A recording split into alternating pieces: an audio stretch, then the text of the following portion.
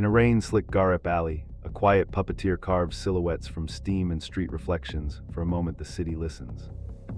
His shadow birds bloom into flight, looping through neon glow as stories learn to fly, as children applaud softly. Each performance uses mirrored puddles to stage double horizons, where distant boats seem to wander. Locals say the puppeteer trades memories for light, guiding curious eyes toward quiet corners of Istanbul's night. When the rain stops, the silhouettes dissolve, leaving a promise that every passerby carries a small miracle.